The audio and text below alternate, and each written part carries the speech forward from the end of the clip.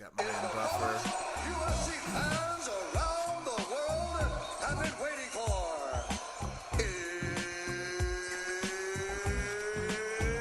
It's time! Welcome to the Serial Podcast, Verbal Tap Edition. One story told over the course of 15 annoying minutes. I am your host, Kevin Phillips. With me, of course, Raph Esparza. Raph, how are you doing? Are you ready to get into the details? This is a collect call from Raph Esparza. Do you accept these charges? Yes, that was... Oh, my God. Raph is the best in the business. Let's start with the timeline. December 4th, Jon Jones is randomly tested by the Nevada Athletic State Commission for performance. Wait, was that really the beginning of the timeline? Oh, no. I'm sorry. Did you want the more elaborate timeline? Well, I think in order to out? get to the bottom of this, I mean, we're spending, 15 minutes talking about this? We should really go to the cause. You're absolutely right, and I apologize. July 19th, 1987, Jon Jones is born to a very happy... I don't know that we need to go that far back. I think that's pretty... Oh. I mean, we know he was born. I see what you're saying. Okay. August 9th, 2008, Jon Jones makes his debut in the UFC cage. Don't be stupid. We know he was in the UFC. That has nothing to do with the fact that he was in the news most recently. It was a commanding victory, Raph. I'm not sure you're giving credence to the... Okay, well, let's just... Fine. November 28th, 29th-ish? Sure. Jon Jones is in Brazil. Maybe it's getting late. Mm-hmm. He's been partying a little hard. He needs a little up kick. Might do something that he shouldn't have. Can you do me a favor, Kevin? Because you introduced the bit, so I really want you to elaborate and use your own speculation voice like the host of Serial did.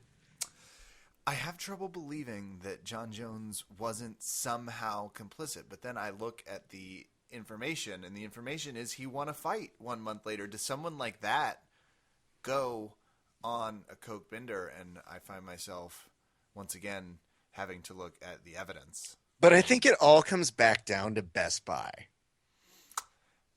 Was there a phone or wasn't there at the Best Buy where Jon Jones should have called Dana to say, can you please delay the testing maybe 48 to 72 hours? I've triangulated every coke dealer within the past 40-mile radius of everything Brazil. That's everything in Brazil. Everything Brazil. Everything Brazil. Brazilian flag, 40 miles, triangulated. And I just can't help but think, was this kid the real deal? Yeah.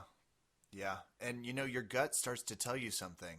And you see it, and you think you feel it, and you think you've run down the numbers. Like, of course, December, we see very clearly what Jon Jones is doing through his Twitter account. But could someone else have been tweeting for him?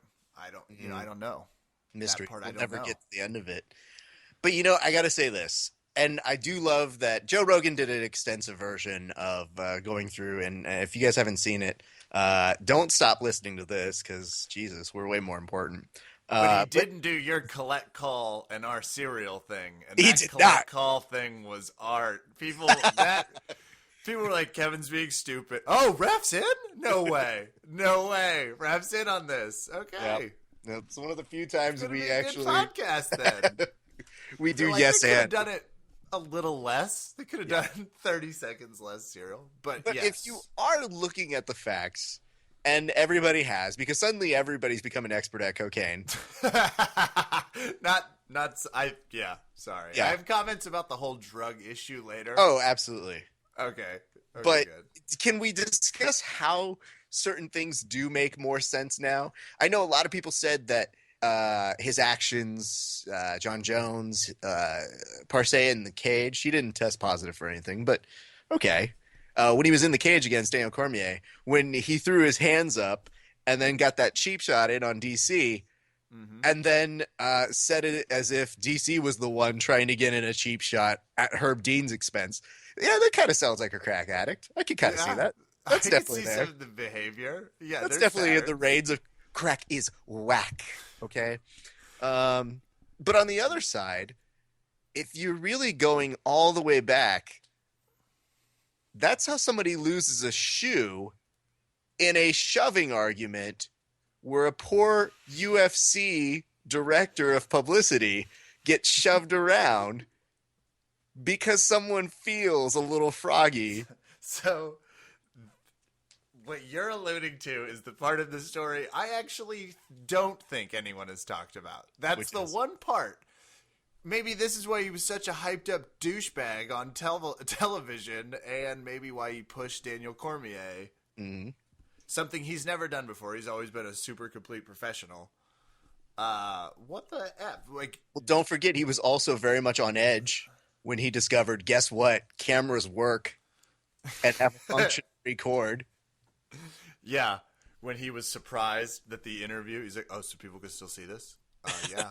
People that buy the, like, hearing the producer explain it, that was the most terrifying life of that producer's moment. He's just like, people can hear you. It's like, oh, I didn't want to be a part of this. I really wanted to sit here and just watch this segment, but...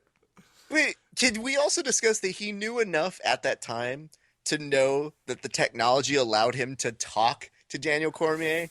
Yeah. But maybe not enough to know that, yes, somebody could be recording this very candid conversation where he's calling him a pussy. Crack at it.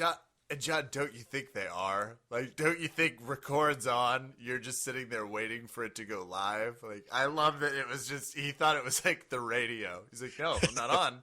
No one can hear me. Like, no, it's actually...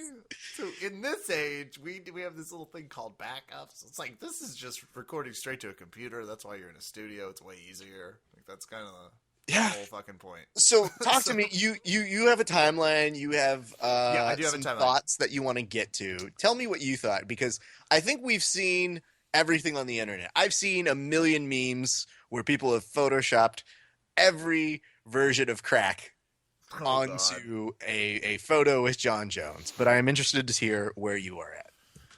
Okay, first of all, I have this question for you, and this is the part that confuses me. Was he supposed to be tested for what he was tested for? Kind of. Okay. Apparently, I this part of the story was way less fun to me, so I didn't read it as much. Okay, but because I have what this says. I have on December 4th, Mhm. it was an administrative oversight why the test was done in the first place. The testing was not supposed to include drugs of abuse. All right, let's time out here for a second. How many people do you know who have failed a drug test who wish they could get away with saying administrative oversight? A lot of people were like, yeah, I fell for that once. I had an administrative oversight. Ooh, It me cost too. me a Yeah. job. That's all. Everybody. At Sprint, it was, agreed. Time back in. But agreed. Time out, time back in. Okay. So they're not supposed to test it. Is that real? Like, can they go back and fake that it wasn't, or have people like it? That to me seems like the quality where it's like, yeah, maybe he shouldn't have. Then I think everything was run the way it was supposed to run. Okay, now we're time back in on because the big question everybody had was, well, why would you test for cocaine in the first place? Mm-hmm. And then it became, well, if you test for it, why wouldn't you ban somebody from doing that? So yeah, very valid question. And Administrative oversight is so weird to me. can we say that the direct response by the UFC, and we'll get into that in a second, do you think it's an invitation to use cocaine now? Oh, there is a big, first of all, I think cocaine's the preferred drug because it gets out of your system a little faster than the Diaz brothers, who have been relentlessly punished for their marijuana usage, which, huge hypocritical bone erected for the UFC. That's a strange phrasing all out, but they're just swinging it around, Raph, and it's not okay. It's like, we really like Jon Jones, so let's be as understanding and supportive as we can. It has not been their previous stance. Yeah, because I feel that at least with the UFC's stance on this, if it's not an invitation, it's a dare.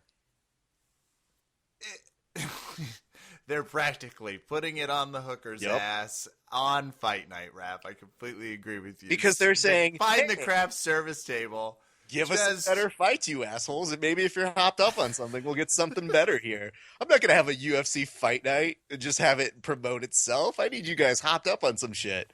And guess what? You got to go and do this whole, I'm really, really sorry. I'm going to go to rehab. But you get to keep your belt if you win one. Yeah, I'm sure Jon Jones is really enjoying rehab. I'm sorry. I don't mean to shit on people that might have recovery, but let's do the disclaimer part. Kevin, do you want to handle that part? That cocaine I'll handle that. Okay. Absolutely. People belong in recovery, and the rehabilitation of one's believed drug over usage or addiction shouldn't be made fun of. Jon Jones fought a UFC fight 2 days before he went to rehab. So he obviously was only so worried about getting into a rehabilitation facility versus maybe that we're suggesting his addiction, which probably doesn't exist, was more of a, I'm going to rehab so people will just not judge me and just let me get this through. Did I handle that? Pretty okay. Yeah. Bad disease. I don't even know if you call it a disease. I don't even know what you call it. I don't know what the ADA makes you refer to it as, but it is unfortunate. We hope he gets better. There are some lessons to learn from this that are, I think, UFC related that are worth talking about, however. For example, some discussion points include the following. So the UFC was informed about this around Christmas time, if not before Christmas. Is that correct with your timeline? Yes. December 18th, a second drug test for Jones is ordered. Chairman Francisco Aguilar says the test was conducted as a follow-up due to the positive test for cocaine, despite the fact that results from the first test still hadn't been returned. So it says the state's second test was ordered under normal circumstances, but this time there was no additional testing done for drug abuse. So you're Dana. Yeah. And you get this information, and you immediately have to start thinking about UFC 151. And the possibility of having to cancel an event because guess what? Your UFC champion tested positive for a drug. But wait! That's okay. It's not one of the ones he was supposed to be tested for. It's not, he's fine. So a question that got posed that I will pose this to you. With this in knowledge, do you think the UFC was putting Jon Jones in danger by putting him and continuing to put him in this fight? Absolutely. Absolutely. And if they deny that, I'm impressed. They're putting him in a little bit of danger. And why do you think they're putting him in danger? You get a test that says your best fighter tested positive for cocaine. And not for anything else, which is, good. Not doing any of the banned substance. We just wanted to let you know. And then to be like, well, we're just going to let the fight go through and then we'll get this guy to rehab means, yeah, you're absolutely on some level saying the money is more important than for sure making sure he gets to rehab right now.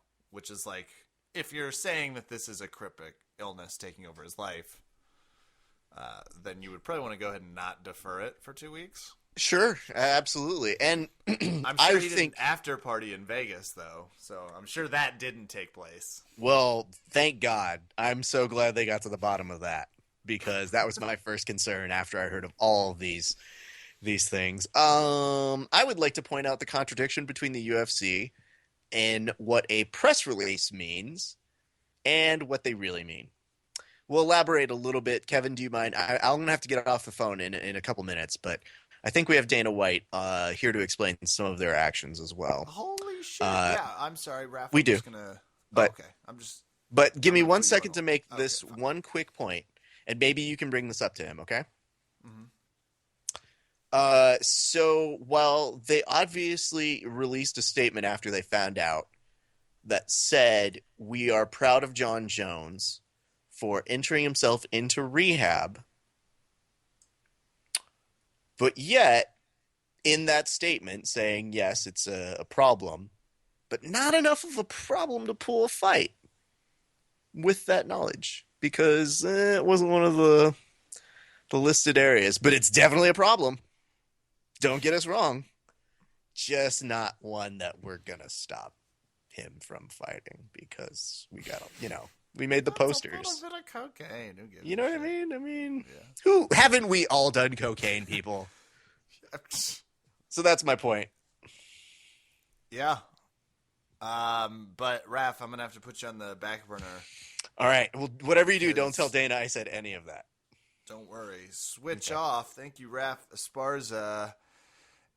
Dana White from the UFC is on the show to talk. Jon Jones, surprised he took the call. Thankfully took the call. How the fuck are you doing tonight, Dana? Hey, that's the way you fucking ask somebody how they're doing. You don't say how are you doing, you say how you fucking doing. So good fucking job to you. Thank you. Dana, first question. A little bit of cocaine, not that big a deal, right? Obviously. No, cocaine is definitely a huge problem that I really don't mind as long as you're doing it way before the fight. Yeah. Yeah. Oh, hold on. What was that second part? So I'm sorry, I'm just confused. I'm saying is it a big cocaine deal, is or- a huge problem in people's lives and that people should Yeah. fucking watch the way that they fucking Yeah. live. Exactly. With all due respect. But really, if you're going to do it like a month before the fight because I really can't do anything to you. It's that second part that's confusing. It's, What? I What get- fucking second part? No, I guess I don't think cocaine's that big a deal. So you can talk to me. I'm cool, man. I'm down. Kevin, I'm saying it's people who think the way that you do who allow and enable cocaine addicts to actually exist, okay? And I would know a thing about enabling cocaine addicts, this is you would according to my research. your best fighter. You let him fight while he was all hopped up on coke juice. Okay, it wasn't juice, okay? So, Well, first yeah, on I'm that, being get your fucking metaphorical. back straight. I always say this, you fucking media, you're all the fucking same. You guys do this all the fucking time. You string little facts together, and then you pretend as if they're all true. Everybody knows Yeah. facts aren't true. No, what? I'm sorry. So cocaine, let's just circle back. I know you don't have much time. Cocaine, good or bad? Should we let fighters be doing it in the UFC or what? Like, where are you at? Absolutely not. And we here at the UFC have a hardline stance against all types of illegal substances. And we follow in the example of the Nevada Athletic State Commission, who, by the way, are fucking losers. But we follow in their example. And if they don't fucking find somebody, then why the fuck should we? Okay. Well, isn't like you guys make money off it though? The Nevada State Gaming Commission isn't. Yeah, drug dealers make money off cocaine. What's the problem? That's there's what Dana. Thank you so much for being on the final question. I just because you're on here. Jon Jones, are we gonna schedule a fight for him? Like, what's the next step? Or Oh, this is some real good stuff. I've got really fucking good news to tell you guys. So in Jon Jones Rehab Center, he's already won all the fights he's been scheduled for there. no way. Yeah, he yeah, is he's- the champ. Yeah. Yeah, he's a fucking champ of everything. He was also the champ of cocaine, allegedly. But you know what? That's wrong, people, and we shouldn't glorify it. Hey, you heard it here. It's wrong, people. We shouldn't glorify it. I think it's getting close to the fight, but it's hard to nail that down. But let's also see him fight Cain Velasquez. No cocaine. No, Definitely well, no cocaine. or both on cocaine. You know what I'm saying, Dana? Like, give me a little bone here. That's only if we do it in Mexico, am I right? Because they got no fucking rules Hey. over there. Yeah. Ladies and gentlemen, UFC President Dana White. Thanks, Dana, so much. Fuck you kindly. It's great. All right, I'm going to bring Raph back on because I clear myself. Raph? Hello? Hey. Yeah. Good news, bad news. Okay. Good news is I did follow up on your question about, like, what do they mean versus seeing in the press release is cocaine not a serious drug. And that's the good news. Okay. The bad news is I did not get any clarity for you. He kept saying it was bad, and then he'd kind of make a caveat that was hard to follow. I find that very hard to believe. Dana's a straight shooter. He speaks from It the was- gut. It was probably me. It was probably just me. Let's I'm going to have to try review the that. tape and come to a decision months after the fact.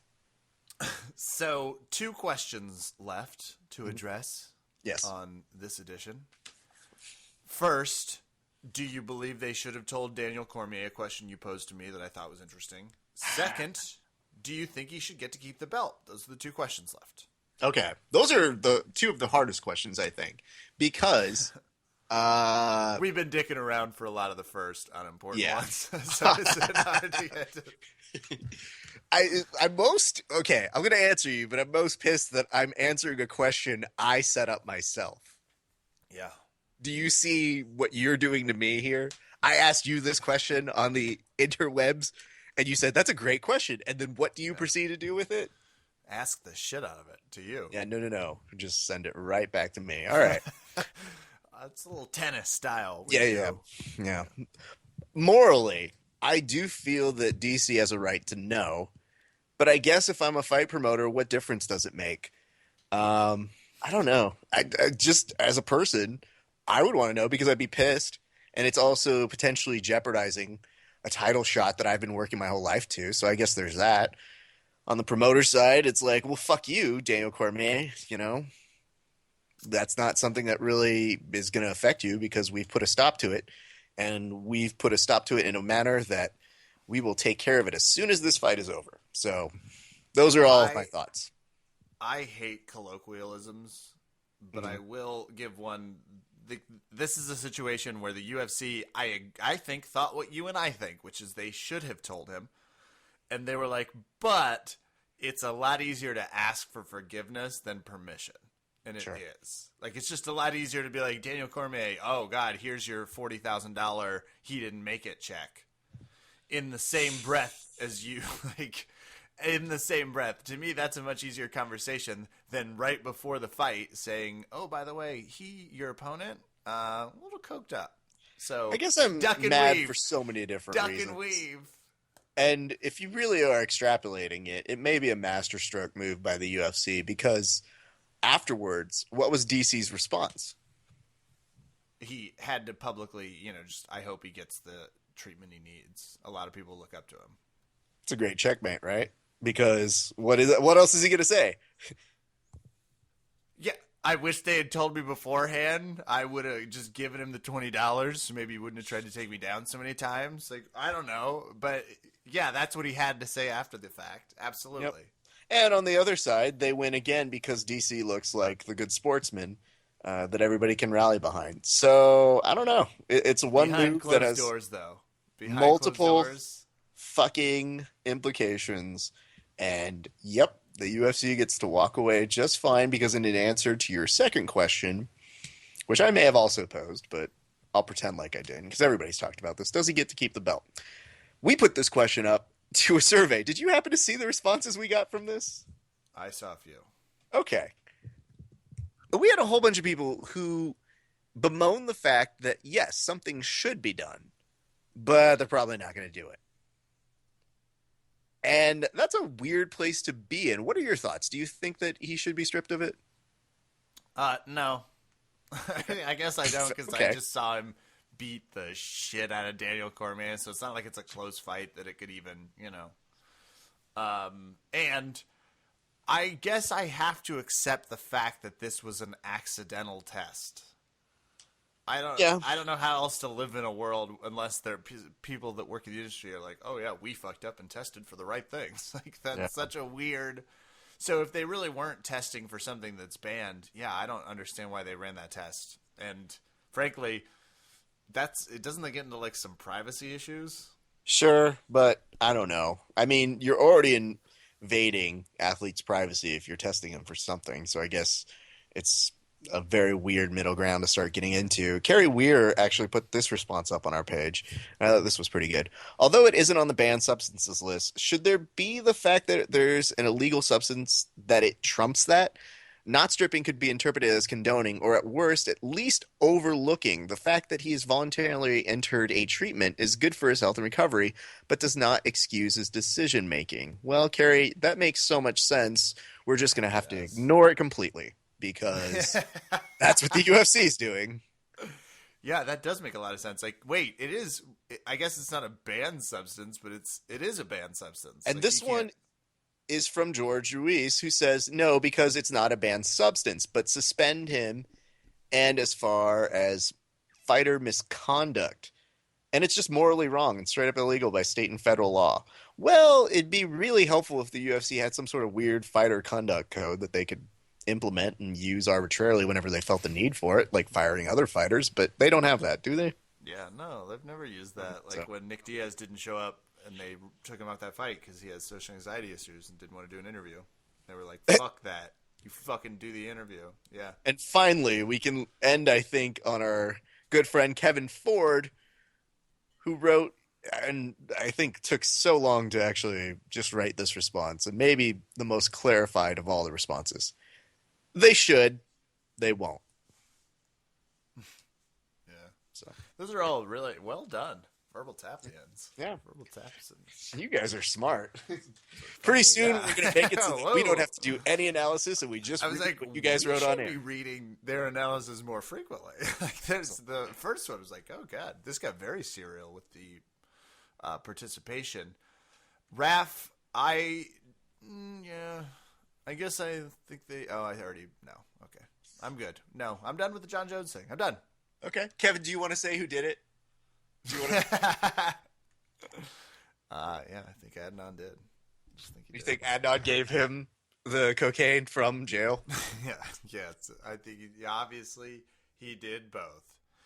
Okay, that was our 25 minutes on No More Jon Jones, no mas. There are some UFC fights coming up this weekend. Sure. Not some. There's one. Sunday, January 18th, McGregor versus Seaver. Man, That was my Irish and German. Seaver's stock photo is amazing. He looks like a henchman in a bad Mario Brothers recreation movie. Yeah, he also looks like he could for sure be James Bond's Daniel Craig's stunt double. Well, uglier stunt double, yeah. Well, yeah, but stunt double. Yeah, he's gonna be moving. So Yeah, he I had know. perfect ears. Next, I'm confused on this next fight. Okay. Henderson. I know Benson Henderson hasn't Yep. fought in a while. Sure. Versus Donald Cerrone.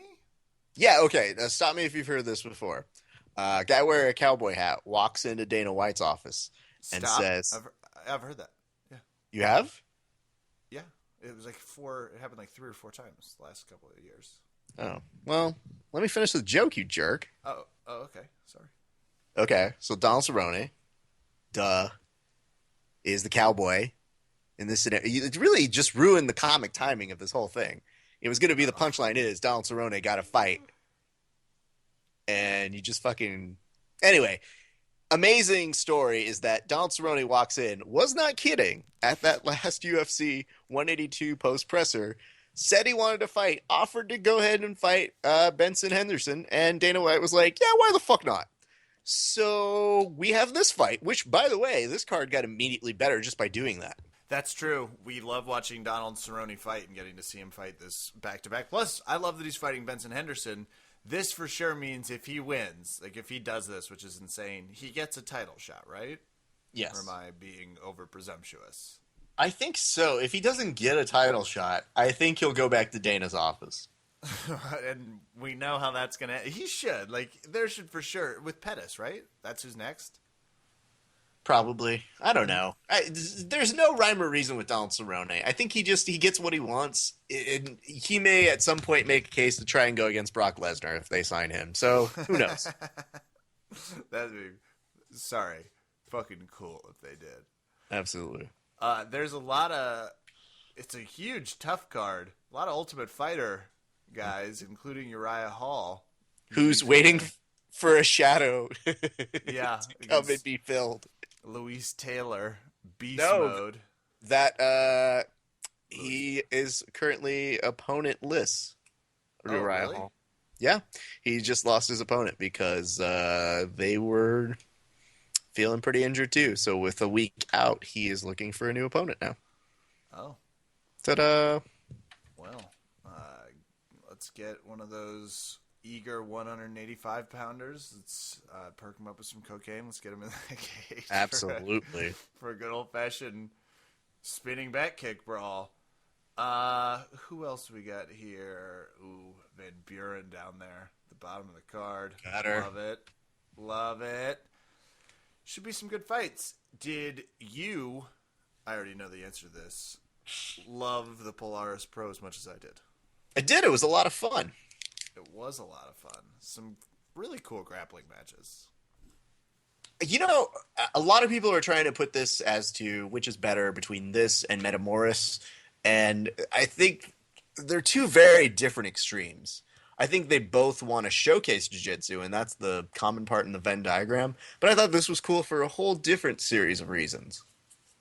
They put a lot of effort into the online program. Yeah. I thought Yeah. it was like a better feed. Whatever feed company they used, better.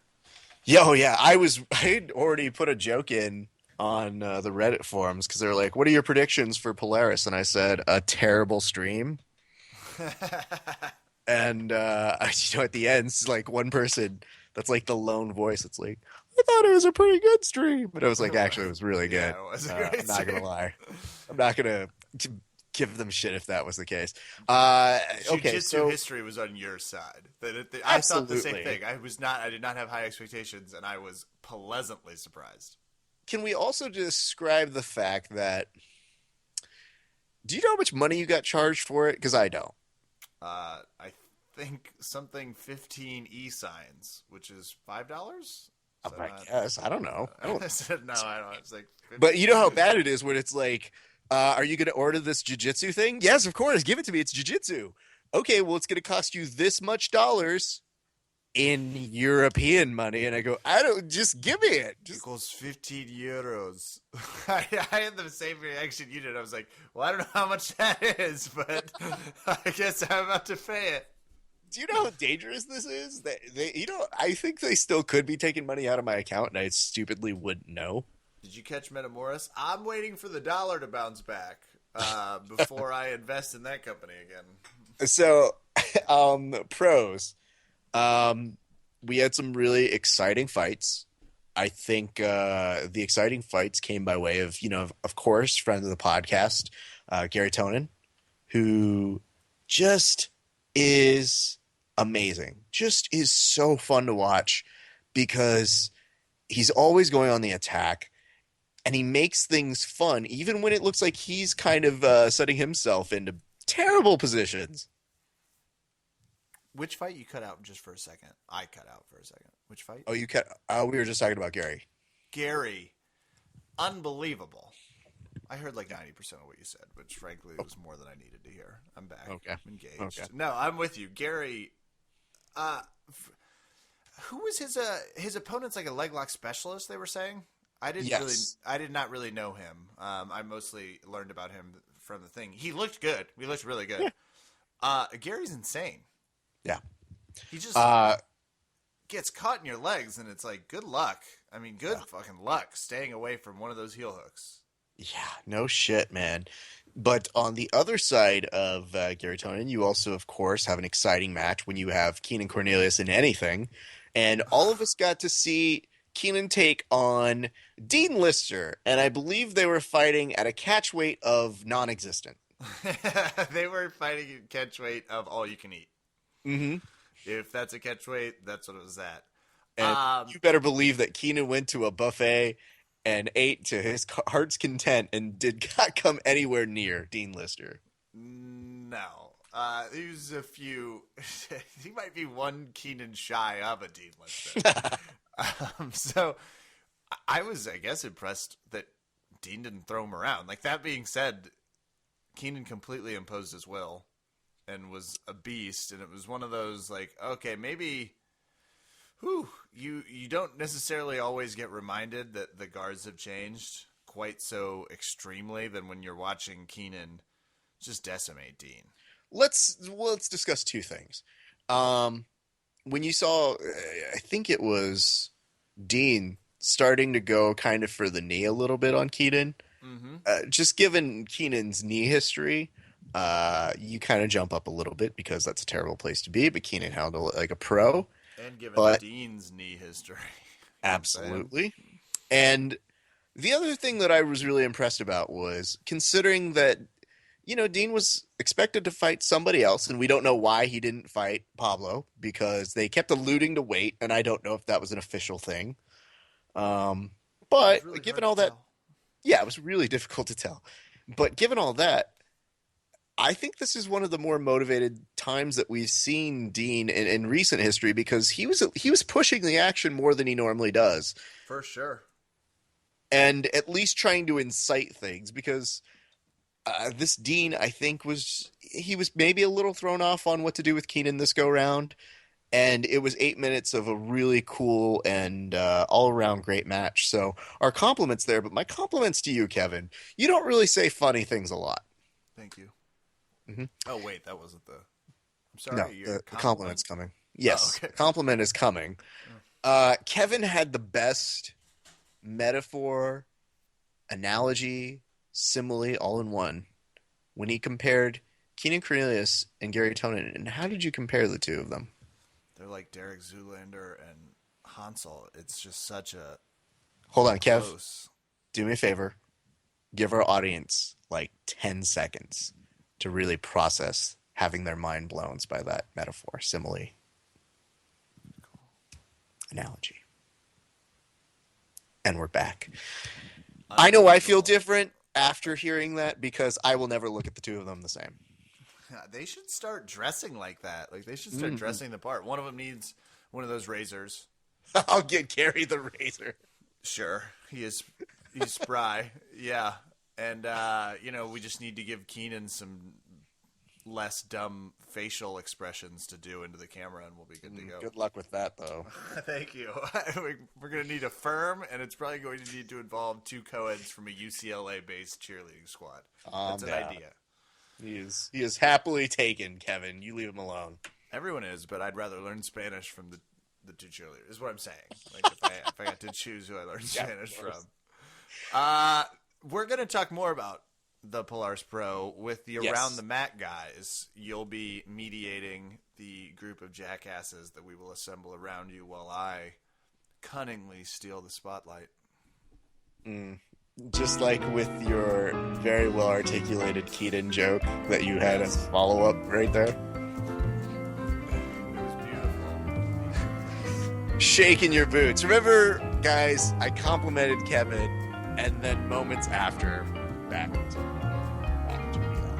Yeah, and everyone's like, well, you complimented him by first slamming him. So Do you expect any other kind of compliment on this show? No. Keeps me sharp. Exactly. Or, dull, but whatever. We'll be right back. What else do we have on the Such a real podcast? fighter. Yeah, let's do that.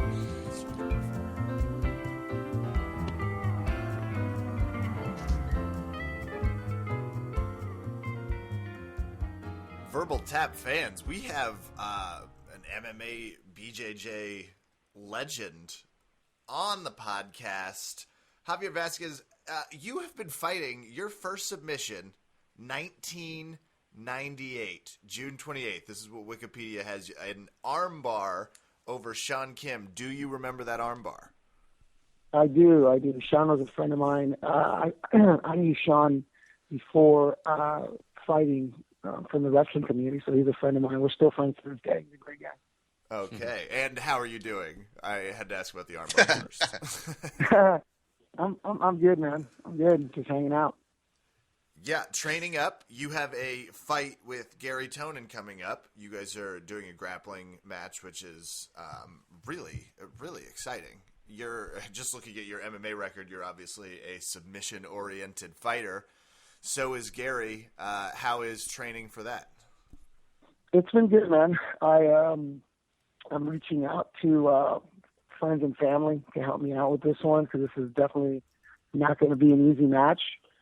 So, and when you say friends and family, people might not know that includes a pretty elite family of grapplers. Mm-hmm. Just to give them by the name of, I can't remember it, Raph. Something like Gracie. It had like a Gracie. It maybe. Do they do jiu-jitsu? I'm not sure. I'm connected with them. Yeah. So I mean, I called Dean Lister, who's a good friend of mine. Because Garry has got really good leg locks. So I mean, I figure Dean knows a thing or two about leg locks. So I called Dean, and he's like, "Yeah, come on down." So, I mean, I'm very, very fortunate and very privileged to to have access to these guys and for them to be friends of mine. It just so happens that Dean is one of the best grapplers in the world and probably the best leg locker in the business. So I definitely had to call Dean, and I also called Hedon and Hannah Gracie, who have been there for me, the past 10 years. Anytime I've ever asked them to help me with anything, they've always been, had open arms and have always helped me with anything that I've ever needed. So, I feel that level-wise, I also got a chance to roll with Jeff Glover, who's been a friend of mine for many years also. So, I mean, I have access to basically the best guys in the world, and I feel very fortunate, and I'm taking advantage of it because Garry is a very good grappler, and I'm taking him very seriously. I mean, I have to ask you this because I know for all of us, this match is super exciting. For example, there is a post next to you guys that says, "Hide your kids, hide your Wi-Fi, because Garry grappling everybody out there," which is followed by "Hide your heels," and then followed by "Javi has really good leg locks. This is going to be a very fun match." Like, if you look down all of the social media comments, it's split 50-50 because people are so excited. As one of the participants, what is the appeal of the match to you? Like, what's the appeal of doing a match with Garry? For me, I honestly didn't even know who Garry Tonon was, a month ago. I really didn't. I actually, the way the match came to be was, like I said, I've been around forever. And Eddie Bravo and I have been friends for well over 15 years. And I asked Eddie, I go, "Hey, Eddie, I want to do a match, but I want to have a tough match. Like, who do you think I should go against?" He's like, "Garry Tonon." I'm like, "Who's that?" So he was just like, "Oh, yeah, you should have a match with Garry. He's really good, So, I mean, if you really want to get your name out there, have a match with him." And I'm like, "Okay." So we basically I had Rose contact him. And, so he accepted. And then, then I started doing research. I'm like, "Wow, this guy's pretty good." and which really doesn't bother me, man. The main reason for me personally to do this match was simply to find out how good I am, find out where I'm at. And it makes no sense for me to be, dipping my toe in the water and getting, average opponents. And, Absolutely. I figure might as well just go for the best guy. And if he beats me, which I don't think is going to happen. I really feel that he's going to be very tough to finish, and it might take me a minute or two to do it. But, I want to feel what this next level is because I've trained with the best guys, and guys, don't run through me, which is hilarious when people say, "Oh, Gary's going to run through him." I'm like, man, obviously this guy has no clue who I am, but it's all good. First of all, coolest setup to a grappling match I've heard yet. The fact that you just have this conversation with Eddie Bravo is something that's like how you would script it. But I think it's a compliment, obviously, to Garry Tonon that Eddie Bravo's like, "Oh, you want to fight someone amazing? This is good." But it's also a compliment to you because I trust Eddie Bravo to have an eye to just understand who he's grappling with. And I'm presumably, you said you guys are friends. He obviously must know your grappling MMA reputation. So it also is a compliment to you that that's the first click, because that means he was like, "Oh, well, Garry Tonon." It's like, that's I like how that goes. Sorry, Raph, I interrupted you. Oh no, I was just gonna say, I've seen Eddie and Garry interact. They did a seminar over at 10th Planet headquarters, and I do believe they were kind of talking a little bit about you, and I don't want to give too much away, but they were just so excited about the possibility. And Gary's like, his specialties are so crazy and out there. What have you learned just in reviewing tape most about Garry? Well, I mean, he's definitely not trying to hang on to anything. He's pretty active. And he seems to have a little pattern that he does, a little sequences, where he puts people in positions where he has more experience than them, and it feels like his opponents are a half a step behind. behind him, and then he ultimately ends up catching him. But he's very, very good. He's very tough. He's tough to finish. He's got good back control. He's got good leg locks. He's got pretty good sweeps. He has a very good gas tank. An okay smile. Just throwing that out. Whatever. I'm not really looking at his smile, but that's you. Whatever. Well, that's why you're the professional grappler, and absolutely. I'm just a podcaster with occasional jokes. Those are important distinctions that are always made. I just didn't. I didn't want to have any regrets in my career and in my life. I ended my MMA career on my terms, the way I wanted, coming off of a win at the highest level, which I was competing at that level for a very long time. And when I felt that the time was up and I just didn't want to do it anymore, then I stopped. And for this, it's, I wanted to fight the best guys. And like I said, man, the guys who train with me know, and the guys who don't know, and they don't really get what level I'm at. So, I want to know how good and how far I can go. And if I go out there and run through Garry, which is possible, but it's probably unlikely because I think he's really good. But if it is, if that does happen, I don't want to hear people saying, "Oh, well, Gary's really not that good," or "Oh, well, you did it well. You have just so much more experience," and blah blah blah. So, I mean, no, that won't be a problem. You beat Garry. Yeah. People will be like, "Well, okay, we got to get Javi some new matches. We've got to." There's a few people not far away. Now, Javi, I do have to ask this. And lots of people have different ways. We love hearing the different manners in which people are training for this. But when they say no time limit, how are you training for that? I train for that every day. It's just realistically, man, my evolution and my growth in the game has been more philosophical than technical or physical. Following a certain philosophy and having a certain mindset has really made it to where when I train and when I roll, I mean, I'm really not even getting warmed up until about the 20-minute mark.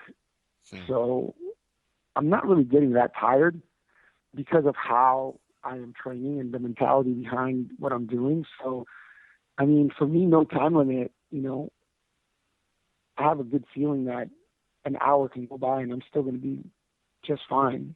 So, and I know Garry sets a good pace, so that's what I'm kind of curious about. And that's part of the that's part of the allure. Well, I'm not. I don't want to be out there that long, but I mean, I understand. Well, from a spectator, it's I no gi, understand it is correct? a possibility. Yeah. No gi, yeah. And do you train gi, no gi equally, or do you drift towards no gi? No. What? No, I usually train about 75% with the gi and 25% without the gi. But I've always felt that I'm way better without the gi. It just so happens that the way I've structured my school, that's just the way it happens. If I could, I would actually train no gi a little bit more, but I train so many beginners classes that the gi just happens to be what I wear the most. But I do enjoy no gi quite a bit. That's so great. Now, I guess when you are training and you say that you get to 20 minutes and you just warmed up, is that murder for scheduling the day if you're just training? Like, do you have to block out a full hour just to be like, guys, I don't know how long this is going to go. I'm only warmed up to 20 minutes. Because I always feel like... I mean, I'm generally tapping guys along the way, but no, I mean, we just go, man. I mean, usually if I go to go train, like if I'm going to really go train, I try to put a 2-hour block down. So right now, I'm going to approach this match very differently than I did any of my MMA matches. This is like, for me, like a little mini camp. I don't want to feel like it's a job like my MMA career, so I'm just going to listen to my body. And when I feel like I can go hard, I'll go hard. When I feel like I need a day off, I'll take a day off. And because this is just a total experiment and I'm just having fun with it. I mean, there's no real pressure on me. I mean, realistically, all the pressure is on Garry. I mean, I'm just doing it for shits and giggles, but he's the one that's got the huge reputation, and he's the one that's supposed to be running through me and the whole thing. And it's just, I mean, I'm actually really happy that so many people have interest in this match, and that so many people are being verbal about, like, wow, this is going to be really interesting. And that, to me, is a win-win situation right there. I mean, just the fact that people are talking about it, and just the fact that people are like, man, we don't know what's going to happen. I think that, it's a positive for me, it's a positive for Garry, and it's a positive for Gracie Nationals. Just to have that kind of interest in a match. I'm curious to see how many people are actually going to go down and watch the match. I mean, the Fitness Expo, where the Gracie Nationals are held, it's already a huge event. There's already 50,000 people there that weekend. So there's already going to be a ton of people there. But I've never really promoted any sort of a grappling match for myself. I just kind of Rose, if she needs somebody to compete against the Black Belt, she's like, oh, I'm going to put your stuff on. I literally get 5 minutes. I literally get 5 minutes, and she's like, yeah, by the way, the guy's 200 pounds. It's like, okay, thanks. Oh, my God. Warrior. So she now, just kind of throws the wolves anyway. So now, Javier, just to backtrack a little bit, we talked a little bit about your match. You started off wrestling at Mount Sac in your collegiate career, yeah? Well, I actually started in high school. It was funny because somebody said, I asked them, like, when was Garry born? And they're like, in 1991. I'm like, I started wrestling in 1992. That's great. That would be a great tagline for the match below it. Yeah. Yeah. It's so great. A year longer. I actually also am a Mount Sac alum. So when I knew that you were wrestling from there, they've got a great program, and I knew that was a great thing. So talk us through the beginning of your career. Like, how do you make the transition from wrestling to MMA? Well, when I was in college, I just like everybody else, I watched UFC 4 was the first one I watched. And I'm like, yeah, I can do that. I want to do that. Not so much the fighting, but I definitely wanted to learn jiu-jitsu. I wanted something. I didn't want to keep wrestling either. I did get recruited to wrestle Division I by two schools, Cal State Fullerton and Cal State Bakersfield. I just didn't want to do it, man. I just didn't want to keep cutting that much weight. They wanted me to cut down a weight class below where I already was, and it was just not going to happen. But I wanted to keep wrestling and grappling. To me, I would have just kept wrestling, as long as I could have. But I came across jiu-jitsu, and I thought to myself, I can do that. I want to learn that. And I didn't want to start it when I was in college because I didn't want to have the habit of going to my back. So once I was done with wrestling, I immediately started looking for a jiu-jitsu school and started, trying to find videos and stuff just to learn the stuff. And it just it was like a seamless transition from one to the other. And at the time, 1997 is when I started. At the time, there was like Horian's videos, and then there was like nothing else.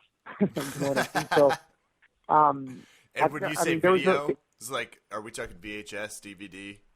Yeah, it was like VHS, and then they had the beginners, the intermediate, series, and then the advanced series didn't come out till way later. Little known fact, rewind was a very helpful function in jiu-jitsu videos. More so than other movies. But Raph, could you just note that in the joke? I'm not. Okay. No, it's not going in. Okay. All right. Sorry. But you're getting this VHS, and okay, so what year is this? Because you just said 1997. 97. And you're armbarring people by 98. So yeah, I mean, you just knew you wanted to get in the cage. Well, not really. I mean, I went through my belts relatively quickly, I guess you could say. I mean, I got my black belt in about 5.5 years. Yeah, well, you with a wrestling background, like wrestlers walk in damn near as blue belts or purple belts because they just understand how that body movement works. Right. I mean, so I had probably been, excuse me. You're fine. It's early in LA, folks. Javi's doing us a favor. He's training hard. You don't have to apologize. We're in. Yeah. I went I was a white belt, like maybe 3 months. And then my instructor's like, yeah, you're going to do this blue belt tournament. Because it was like when we blue belted up. And I was like, okay, so am I getting my blue belt? He's like, no. So I went in and I did a blue belt tournament as a white belt, borrowing my buddy's blue belt. and I ended up winning the tournament. I ended up winning the guy that won the Pan Ams, and I beat him on points, and I got back, and I still didn't get my blue belt for like another month or two. So I got my blue belt in maybe 5 or 6 months, and then I won like 16 blue belt tournaments, and then he gave me a purple belt after a year, and then I won the 14 tournaments, and then he gave me a brown belt. So I was a brown belt, in 3 years, and then he held me at brown for 2.5 years, and then he gave me a black belt. Yeah. So I mean, I went through the belts kind of fast. So I mean, I already had a wrestling background. So I mean, I had zero striking, but all I was good at was arm bars and triangles off my back. So Sean ended up taking me down, and I just armbarred him. Sean, wish he had that one back. Sean's like, damn it, if only I had listened to this podcast. Hop in the time machine. Do you remember when this is just where I ask him about cool things? It's a new series we're doing. Do you remember the submission heel hook against Farrell Frisbee in June 2001? Yeah. I mean, I remember all my wins for the most part, And but okay, I mean, at the time, nobody was really doing leg locks. That's what I was about to ask. I said this before to Raph. I was like, I want to see Farrell's face when he's like, "What the fuck was that?" Because in 2001, I mean, people just didn't know what jiu-jitsu and grappling have exploded, and the roundness of MMA has really exploded in the last 7-8 years. But in 2001, did he even know what you had done to him? Yeah, Farrell had like 30 fights or something. He had a ton of fights in Arizona because Rage in the Cage is running shows every month. So I mean, he had a lot of experience. But I mean, at the time, the level of most fighters at that time, just like with anything, was far below. The average fighter back then would get killed by the average fighter now. Guys now just understand the sport more, and everyone's more well-rounded, and absolutely the whole game. Yeah, the whole training regimen's different. Yeah. Yeah, the whole training regimen's different. It was just a different time, man. I was at the infancy of modern day MMA in the United States. So like I said, I feel very fortunate to have seen the sport grow and develop, but I've gained a tremendous amount of experience because of it. Fought Joe Stevenson was your last opponent, but it's Chad Mendez, got some Jens Pulver in here, L.C. Davis, whom we've interviewed, friend of the podcast, Rob Emerson. It's just a lot of really cool names that you fought over the years. Mm-hmm. Yeah, Do you have a few favorites that you look back on now as you're doing the grappling? As I'm doing the grappling? Do you have I'm sorry, just now that you've transitioned and when you think back to your MMA career, what are a few that stand out? Definitely the Pulver fight. He was, when I was King of the Cage champion, he was UFC champion, and I really wanted that fight back then in 2001, 2002. And, I finally got the match and I beat him, and people were like, well, he was at the end of his career. And I'm like, dude, I would have beat him, what makes you think that I wouldn't have beaten him, back in the day? I was just good, so that was a big one. I really didn't like the Joe Stevenson fight because Joe's a friend of mine, so I would have rather never had to have fought him. Yeah. It was a good win because he's such a good competitor and he was such a good fighter, but I'm very bittersweet on that because I like Joe a lot,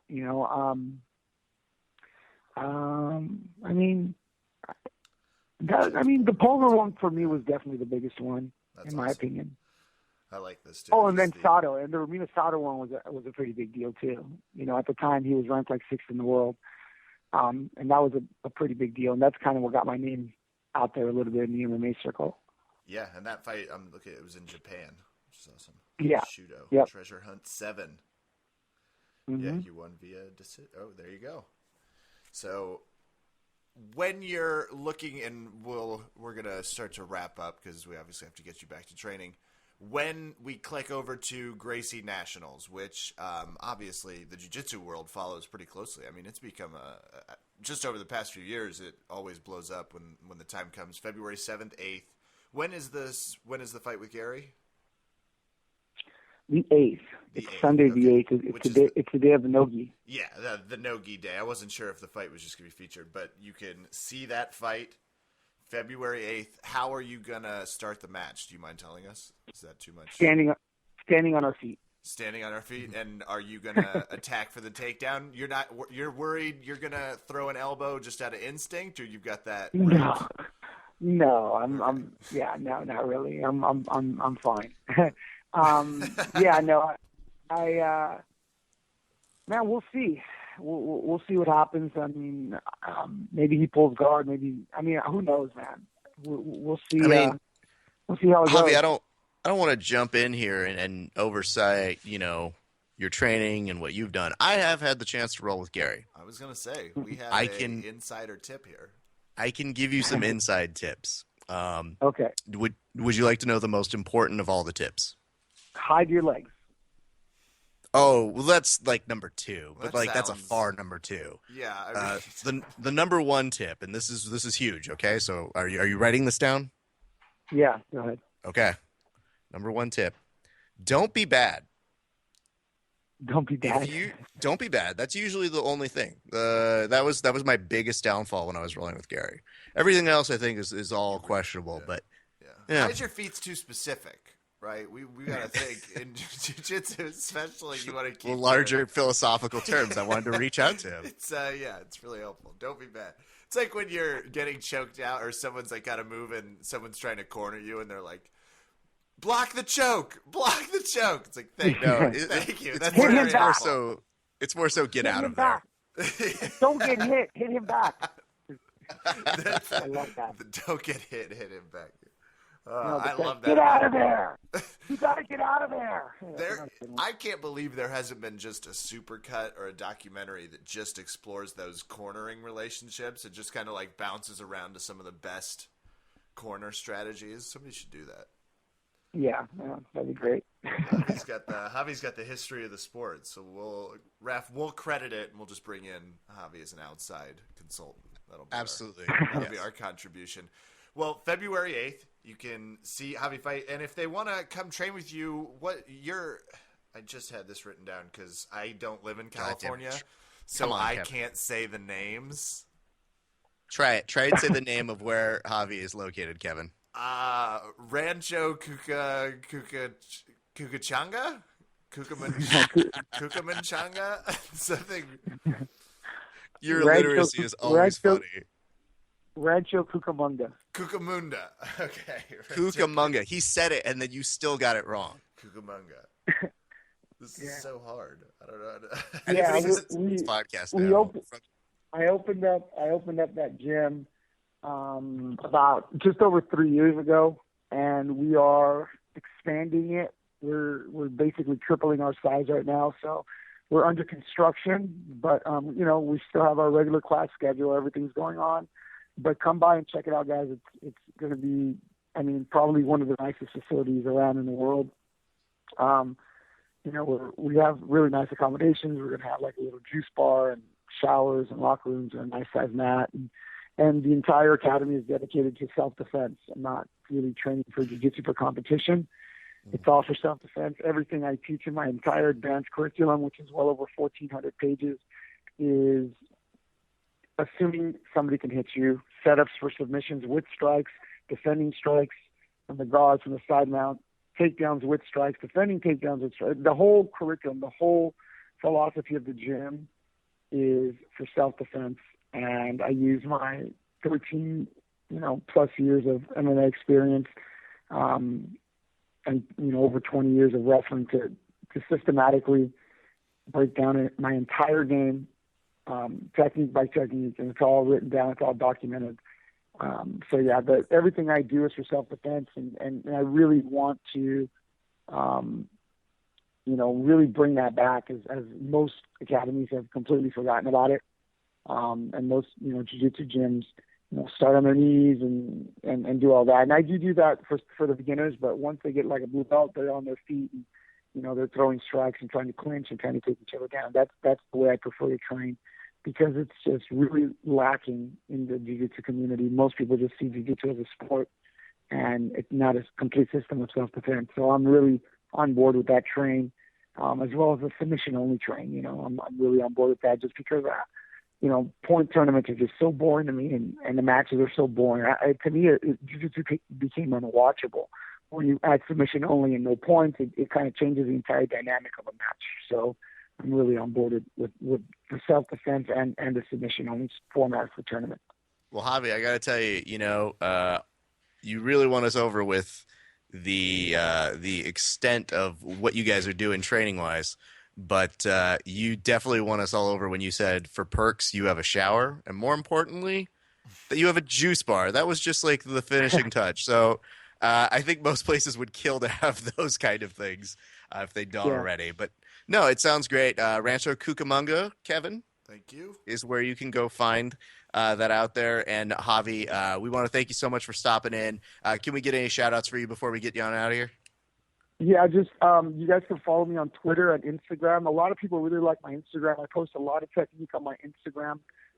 My Twitter and Instagram is exactly the same. It's at Javier Showtime. Come by, check it out, guys. Do you guys follow me on Instagram? I'm not sure. We can remedy that within seconds. We will be if we're not. I was like, we're in on the technique Instagrams. Hell yes. Kind of scroll down all the way to the bottom, and I do it a little bit. That's all I was doing, and then as I started posting pictures, people started liking the pictures and stuff as well. But I'm gonna get back on that technique train where I'm trying to show at least one new technique a week. But yeah, check it out and let me know what you guys think. Sick, we can do that. Absolutely, ladies and gentlemen. Big thanks, Javier Vazquez. All right, thank you, guys.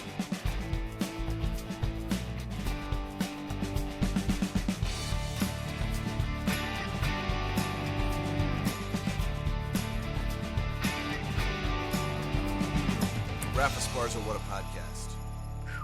Looking forward to watching the Javier Garry fight because, that's going to be cool. I'm looking forward to that one. At the beginning, Gary's on a run. It's going to be a tough fight. Well, now we're friends with both of these guys, so just invested in seeing a good fight. Yeah, stoked. Can't wait for. You think they'll post that pretty quick, right? Somebody will post that, right? Raph? Somebody will post it? Oh, I hate having to live without that stuff. Sometimes there's moments I'm like, damn it. There's some Kansas City fights that I didn't have access to immediately. I got a little upset. Hey, what a podcast, but it's time for some shout-outs. You ready to do this? Let's do it. I'll start. Matt Meyer, high school friend of mine, did a little excerpt in the comments, prodding some pretty good Jon Jones points. And, it was obviously we don't have any answers or questions really, but I think we made some good jokes earlier, Raph. Yeah, I think certainly. So. And we got you an exclusive interview with Dana White. What more can you want? What? Ask more. Yeah, come on, Matt. Calm down with the requests, obviously. Now I'm just turning to the person I was shouting out. But always fun to see friends interacting with us on social media, so he gets a shout-out. Be a lesson to all my friends. That's how easy it is. Is that a lesson or a threat? I don't know. There's like the ones that listen will be interested. BJJ and MMA Academy out there in Chantilly, VA. We had some ice bowl training, a little gym heat malfunction on Saturday. It was like 40 degrees. We didn't care. Yeah, the Polaris Pro was coming up, so it was like, Andrew brought some space heaters. We plugged in. We got some good old-fashioned ice training in.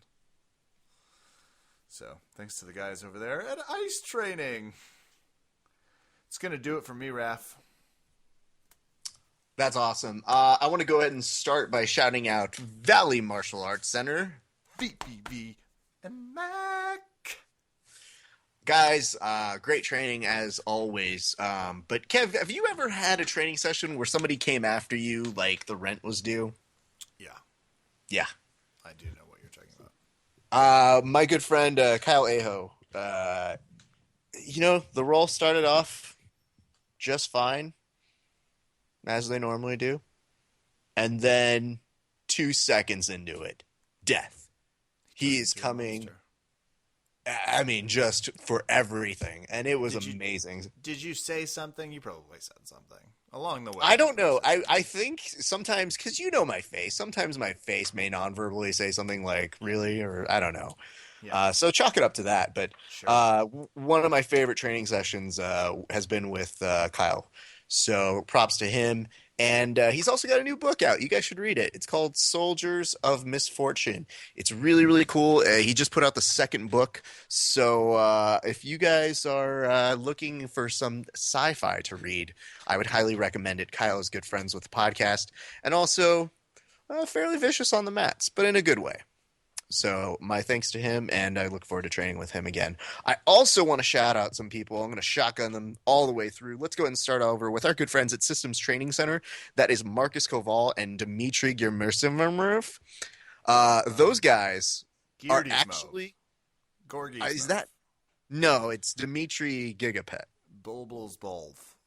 Yes, him. Yeah. One of those. Yeah. Dmitry and Marcus Kev are going to make history this Saturday.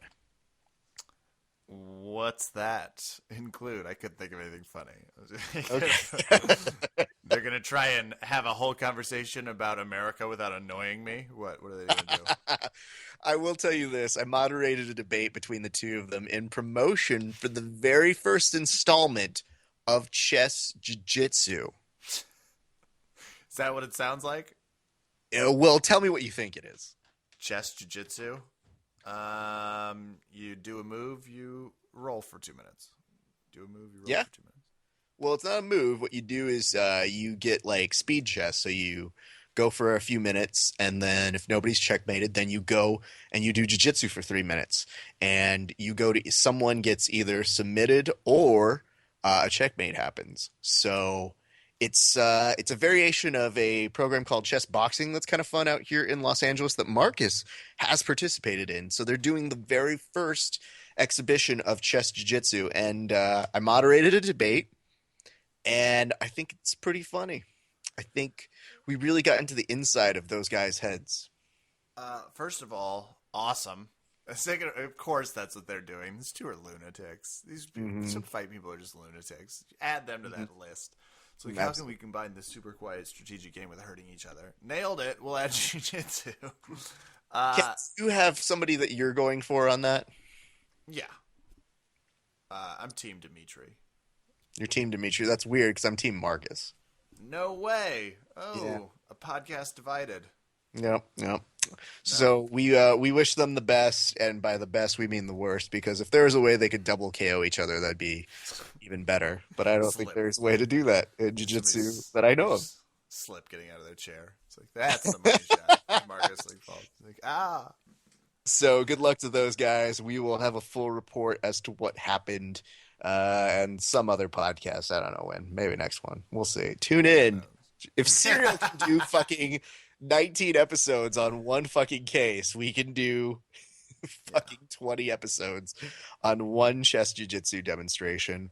We also want to send a shout out to Mark Dickman, who won his fight at RFA 22 this weekend with a first round Kimura. Mark, congratulations. Really, really good stuff. Happy for you, my man. And we also want to send shout out to Albert Morales, who is fighting this week on Bellator, you guys. You want to pay attention. He's fighting on Bellator. Albert the Warrior Morales. Good people. Very good guy. If you haven't listened to that podcast with him, I think it was like 2 podcasts ago. Yeah, 101 sound right? Yeah. Who can keep track anymore? 101, 102. Yeah. So I want to shout him out. I also want to shout out our good friends who are watching Polaris with us, like G. Cortez, who is cracking our shit up all the way here on the podcast. And we also want to shout out, and this joke, Kev, this joke would have made so much more sense about a week and a half ago. I didn't get the chance to do it on the last show, and it's a little different with the new context that we all have. But this is from Juan Contreras, and this is moments after Jon Jones won the fight between him and Daniel Cormier. And do you know what he said? No. He wrote a hashtag that was, and still continues to be fake, Jon Jones, which is way funnier a week and a half ago. And I told him I was going to read it then, but now I'm reading it. And Absolutely nothing has changed to Jon Jones that would make that in any way tragic. But I promised I would read it, and I did. And one last final shout out to our friends at Subconscious Jiu-Jitsu, that being a great program run by Brent Berniston, who yesterday held a free seminar for everybody, open to everybody, had a great turnout. Really cool. Worked on everything with us. We're talking submissions. We're talking some takedowns, which I think are important in jiu-jitsu, even though I cannot do them. Yeah. But he was really, really good in making sure that he had advanced, moderate, beginner, intermediate, everything. Everybody was covered, and always really, really great and insightful. And I want to say, thanks to Brent for making my cross collar even more better. So if it actually works, it's because of him. If it doesn't work, it's because of me. So my thanks to him. And yeah, I always like rolling with the good guys from Subconscious. So my thanks to everybody there. And one last shout out to Amici, who I got to see again yesterday, who made his way on up to train with us. Guys, if you haven't used Amici's new goal setting program, he put out a PDF that can help you create goals for your Jiu-Jitsu 2015, and I would highly recommend using it. It's 50 pages worth of notebook kind of stuff where you can map out what you want to try and do this year. And a lot of people say that would be a good idea to do. Amici actually did it for you. You just have to write in the parts that apply to you. So I would highly recommend using that, and that'll do it for shout-outs for me on this week. Amici's the man. It's going to do it for us tonight here. Verbal Tap Podcast. I'm Kevin. Thanks for listening. Good night and good fucking fight.